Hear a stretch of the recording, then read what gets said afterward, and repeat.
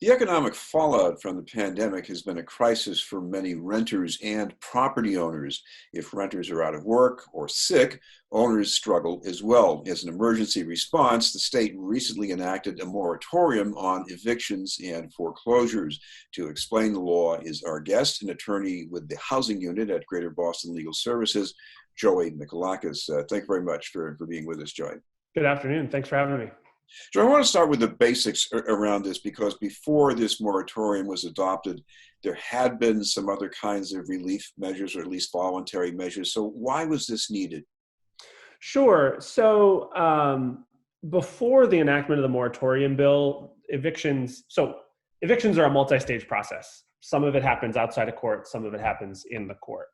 Obviously, prior to the legislature acting, there had been some really laudable and, as you say, voluntary measures taken by certain large landlords, Boston Housing Authority and other local housing authorities, some large management companies that handle a lot of subsidized housing contracts to voluntarily cease evictions in all but a narrow set of emergency circumstances. In addition, the courts had effectively stopped the phases of the eviction process that they control, which are trials and other hearings in, again, all but emergency cases. But the reason why, two reasons why legislation was needed. Number one, to make sure that all landlords, not just good actors, were following the example of housing authorities and the other companies that had decided to voluntarily stop. And then also to capture the stages of the eviction process that don't happen in court. And there are really two big ones. First is the initial notice, the eviction notice called a notice to quit, which it's a prerequisite to eviction. It's not a court order. It's a letter that a landlord gives you that says, move out or I'm gonna boot you out. Our experience is that even though it's not a court order, a lot of tenants, including and especially tenants who don't speak English as a first language, who are immigrants, who don't understand their legal rights, might interpret it as a court order and leave, which obviously in the midst of a global pandemic is a big problem because all of the sensible public health advice says stay home, don't do precisely that. And the other big slice that the court moratorium didn't capture is what happens after either you sign an agreement to leave or you lose your case, which is you're physically moved out by a sheriff.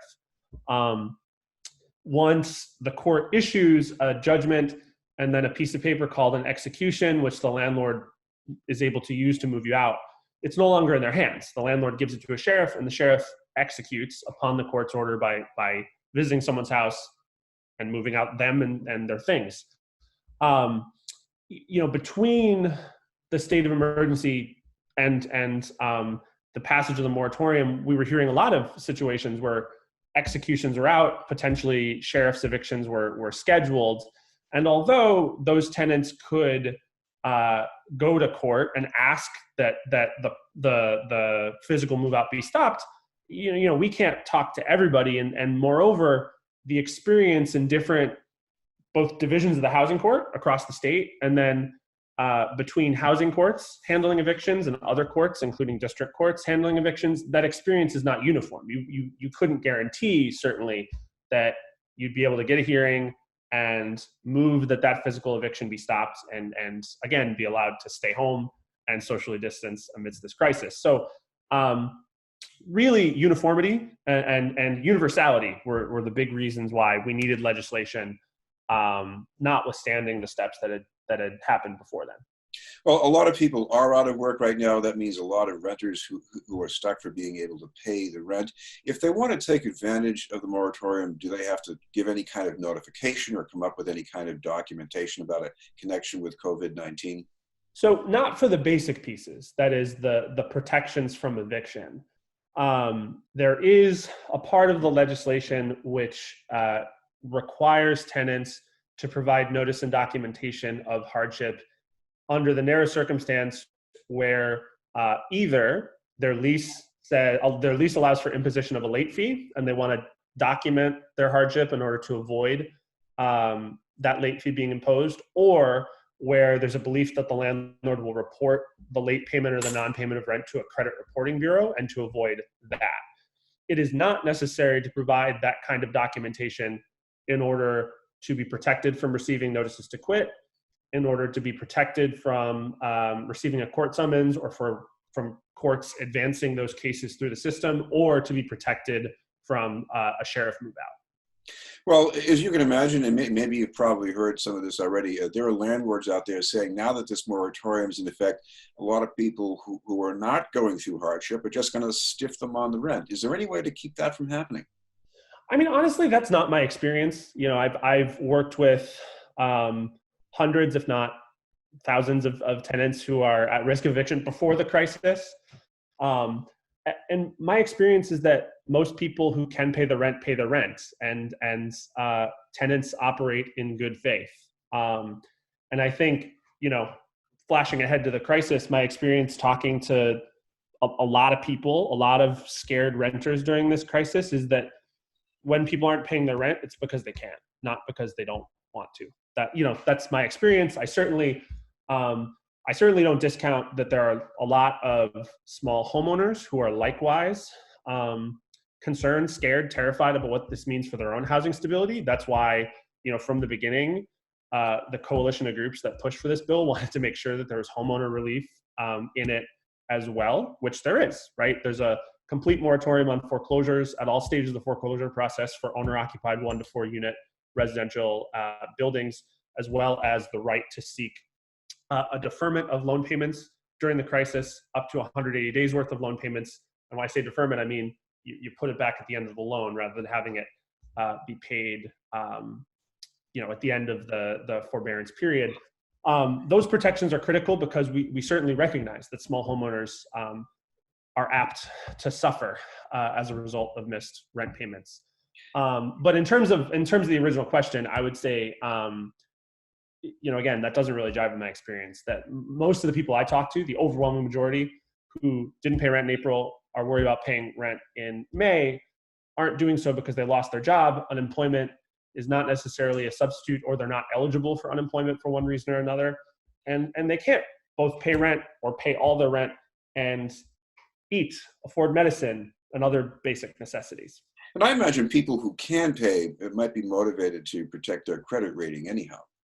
And that's true. And the legislation also makes clear that it doesn't affect the contractual obligation to pay rent under a lease. And you know, as you say, there's a practical reason why, and this mirrors what we've been telling folks. If you can pay, you should, because when the moratorium expires, you can be evicted for arrears that accrues over the course of the crisis. And obviously, that doesn't just speak to what you just said, which is that folks who can pay should, and it's in their interest to do so.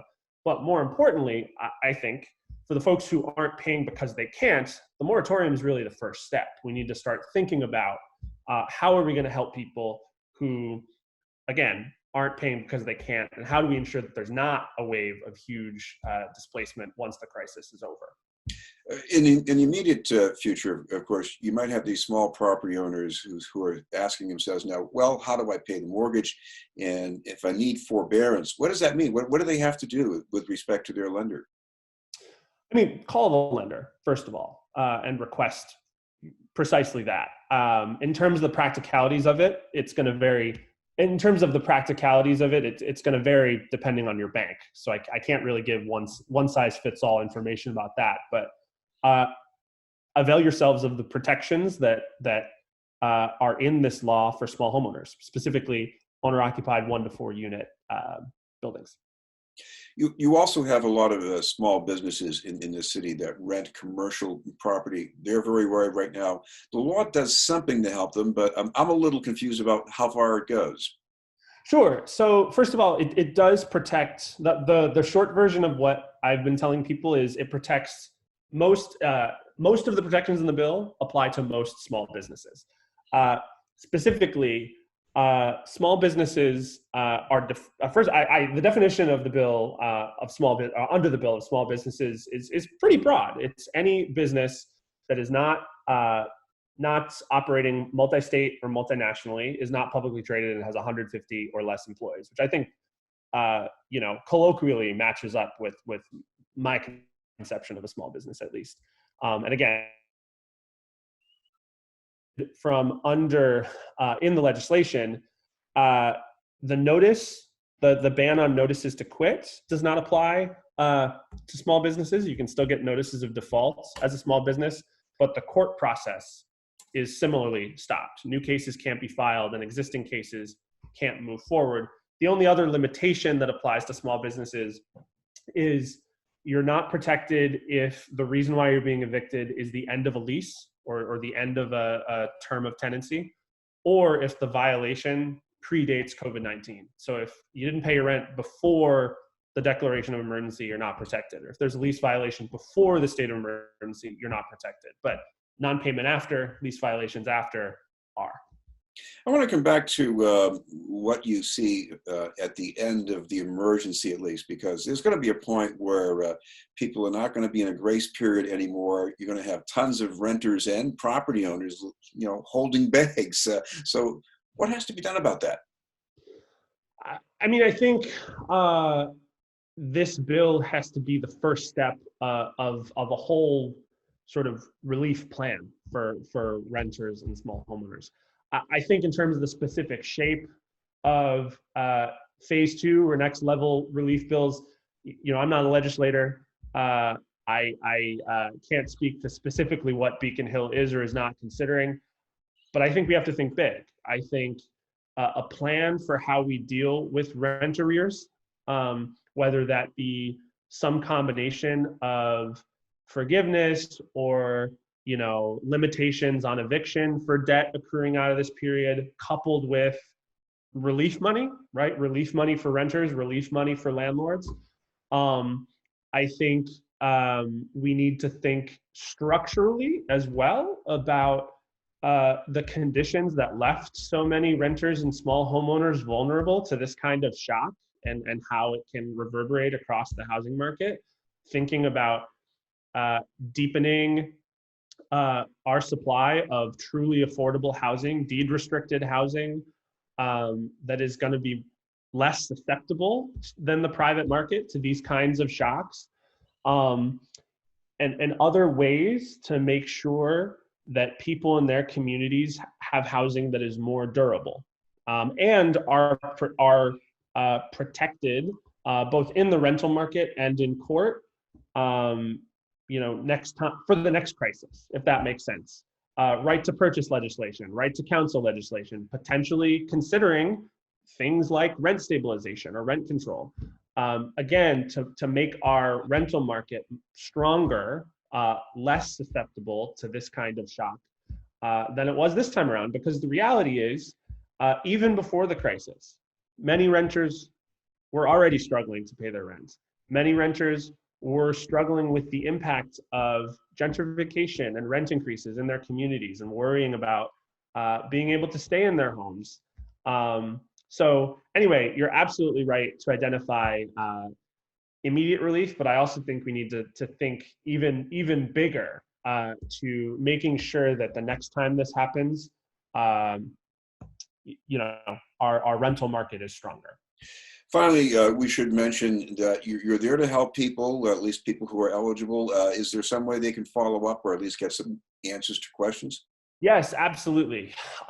So Greater Boston Legal Services, we're fully remote. We're answering tenants' questions. We're still working. The best way to get in touch with our housing unit is our hotline, which is 617-603-1807. You can leave a message and someone will call you back. Our attorneys speak a variety of languages, so speak in your native language if you need to, and we'll figure out a way to communicate with you in that native language as well. In addition, I would note that we collaborate really actively with a lot of community organizations, including City Life Vida Urbana. Our attorneys are usually on their virtual weekly meetings on Tuesday and Wednesday evenings and answering questions at those meetings. And those meetings can be streamed on City Life Vida Urbana's Facebook page.